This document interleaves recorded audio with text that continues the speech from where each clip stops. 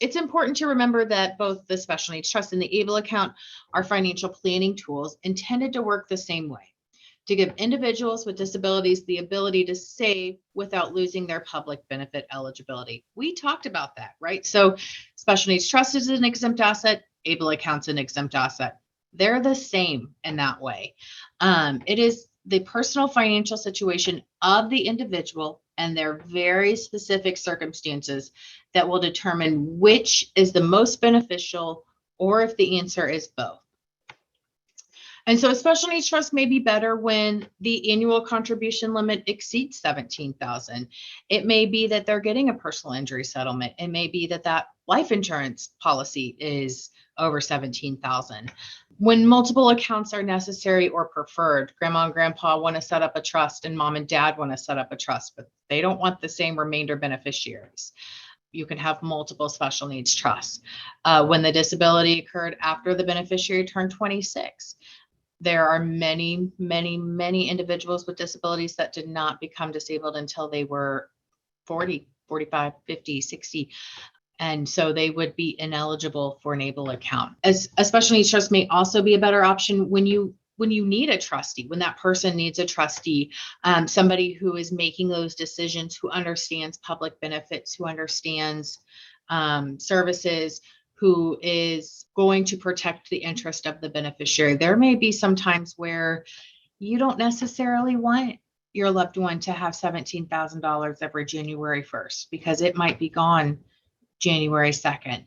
And so a special needs trust is a way to have some oversight to those funds that can still pay for many, many things and still be there. And the trustee is going to administer those funds for the benefit of the beneficiary, but having that oversight. Compared to an ABLE account, the beneficiary desires or their family desires to have more autonomy and independence and can responsibly manage the account. Can they keep receipts? Can they make sure they are making good qualified disability expenses? Are they able to track those expenses when smaller amounts of money are involved and when wanting to use the funds specifically for qualified disability expenses, when wanting to use the funds for rent, for those housing needs? An ABLE account may be better.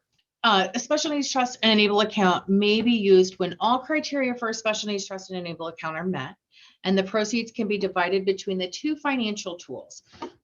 So supplemental needs from the special needs trust, qualified disability expenses from the ABLE account, and as I said, you can move funds from the special needs trust to the ABLE account.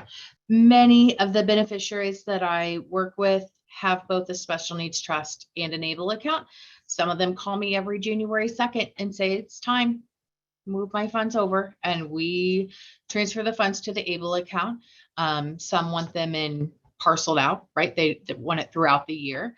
Others were educating about the ABLE account. So maybe we can't make that distribution. It's not in their best interest, or it is for rent or utilities. And so we talk to them about their options. When did you become disabled? When are you able to make good decisions regarding how to make distributions? And we walk them through or help them decide if an ABLE account is better for them.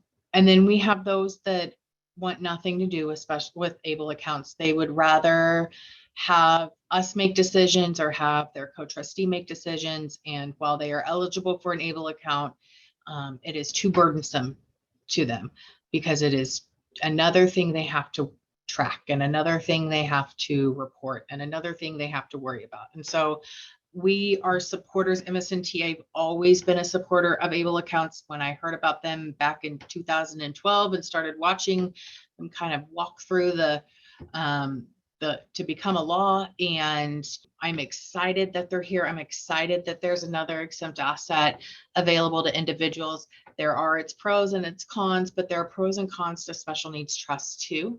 And I think that in many situations, both are going to be useful tools. Thank you so much again, and please feel free to call or email with any questions that you have. And thank you, everybody at the St. Louis Arc, for allowing me to be here this evening.